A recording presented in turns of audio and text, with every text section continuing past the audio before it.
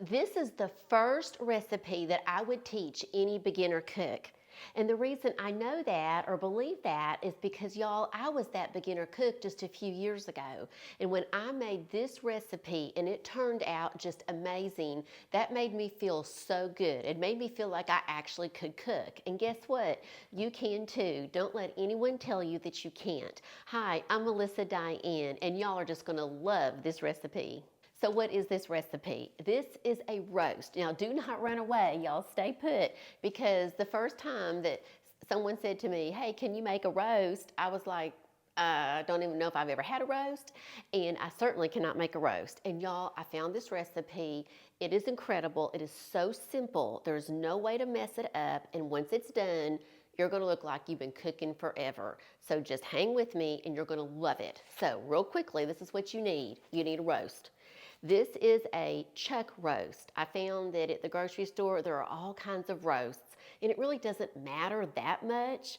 I think there was one that was called a shoulder roast, and that one is not good because you're going to be putting this in the crock pot, but any of those other kind of roasts will work. This one here, I just found, like I said, it's a chuck roast, and let me see, let's get this unwrapped, and I'll get you a better view of it. And it's a good size roast. Now, I'm gonna tell you something, your roast, it is gonna shrink up. So go ahead and get a good size one, because I didn't know this. This roast, when you put it in the crock pot after about 4 to 6 hours, this little guy is gonna shrink. Now what we're gonna do, obviously we're gonna be using our crock pot, and there's just a handful of ingredients that you're gonna need. So the first thing we're gonna do, and I'll bring you up closer here in just a second. The first thing you're gonna do is your roast, if you had it in the freezer, you wanna take it and thaw it out, get this thawed out to room temperature, and then you're gonna take your roast and you're just gonna put it in the bottom of your crock pot. Once your roast is in the bottom of your crock pot, then you're gonna take just one package of ranch, Hidden Valley Ranch dip mix, okay? You're just gonna open it, and then you're gonna pour this all across the top. Pour the whole packet on here. Now you're gonna take a packet of just some brown gravy. It can be any brand. And now you're gonna pour this all across the top.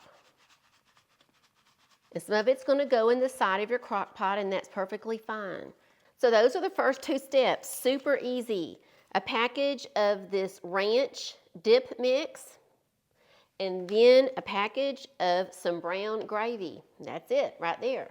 Now, the next thing that we're gonna do is we're gonna take just half a stick of butter, and I'm gonna slice this half a stick of butter into, I think sometimes they call them little butter pats. I just call them little slices of butter. And we're gonna put these all over the top of this roast.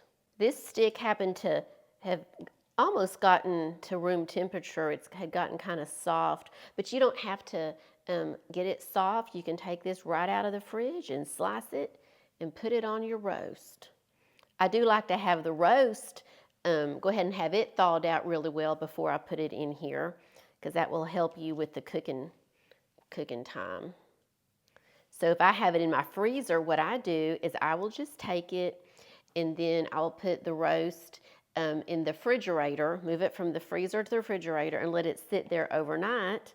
Then in the morning, I will put this together and off we go. Or you can put this whole thing like this together, stick it in the refrigerator in the morning, pull it out and plug it in. I've done it that way also. So there we go. There are the first three items. And then this next item I show you, this is something I had never heard of before until a few years ago. And let me show these to you. These are called pepperoncini golden Greek peppers. Pepperoncini golden Greek peppers. And y'all, these peppers, if you've never tried these do not have a spicy taste like jalapenos. These just have a nice flavor, but they are not hot like a jalapeno pepper. And you're gonna take a few of these, just really however many you want, and put these all across the top. Just put here, I'm gonna put one here, and let's see.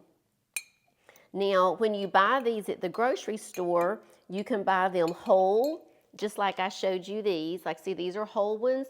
Sometimes you can get some that are shredded, and I've used both. So whichever ones you end up with will work just fine.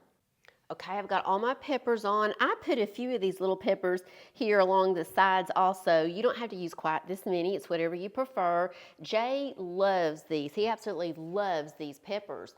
And so I put a few extra in. Now, y'all, that is it.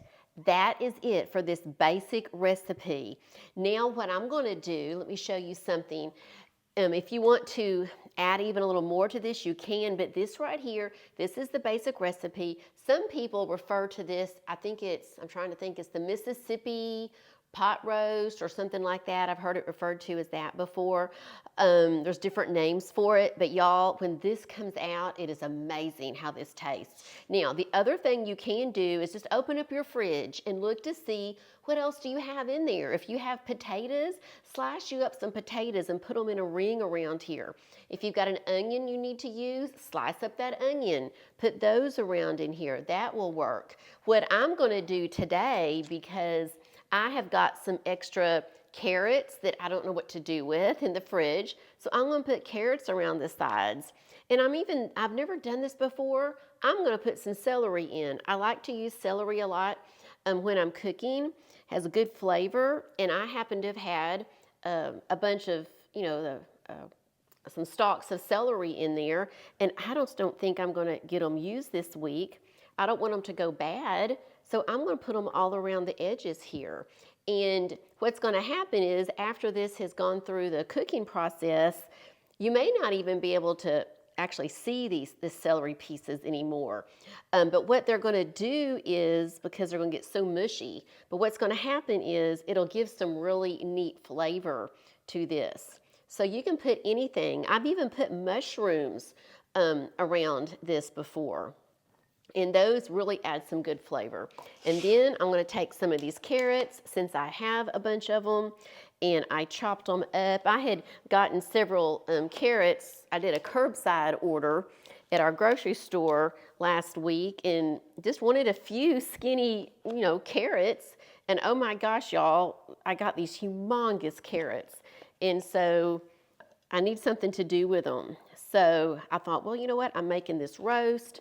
I'm going to line this roast with these carrots. And again, that's just really going to kind of pop the flavor to this. But those first little ingredients I showed you, that is all you need. And the first few times I made it, I didn't put anything around the edges. That was all I did.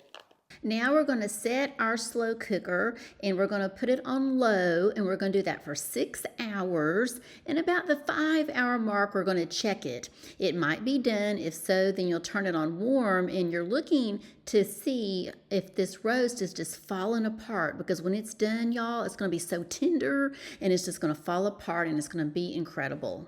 Okay, y'all, let's take a peek now. Oh, it's looking good. It's looking good. Let's get this lid off.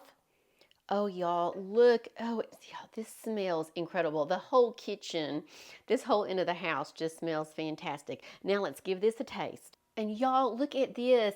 This meat just falls apart. It is so tender. Oh my goodness. So here, let me give it a try. And y'all, look at this. The meat, it is just so tender. It just falls apart. It is so good.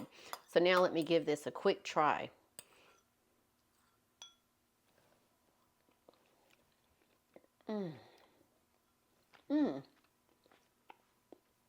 Yeah, the flavors of this roast are just always absolutely incredible. You have to try this, and then leave me a note in the comment and let me know what you think. And if you're looking for another simple recipe that just turns out amazing every time, check out that next video that's popping up there, and I'll see you over there in a few minutes. Bye-bye.